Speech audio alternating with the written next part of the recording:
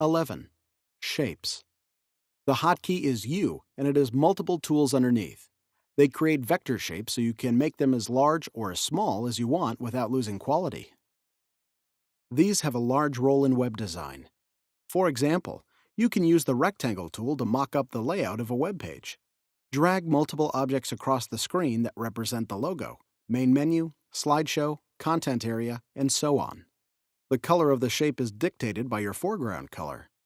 After you've placed it on the canvas, double-click on its thumbnail in the Layers panel to change its color. You can use Ctrl-T to resize it as you want. Plus, you can modify it even further by right-clicking and selecting one of the presented options like Skew, Perspective, Distort, and so on. At the top panel, you have a couple of options through which you can gain even more freedom in creating your shapes. First, you can manually input its width and height by entering a value in pixels in these two boxes. To the right, you have a drop-down that controls the way a shape is added to a canvas. It can be placed into a new layer. It can combine with an existing shape and more.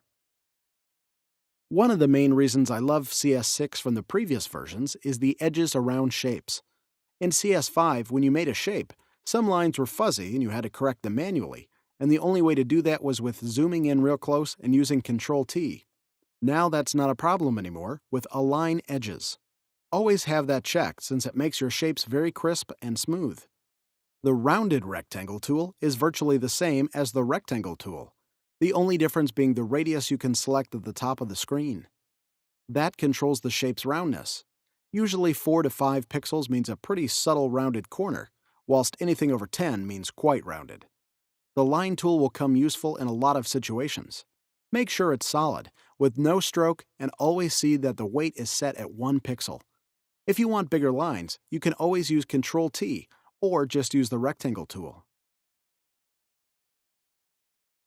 Custom shapes are great since they are vector shapes as well, so you can make them as big as life and they will still look good. Even better, there are a lot of free custom shapes on the internet that you can download for free. Make sure you have a nice collection so you can use them in your projects.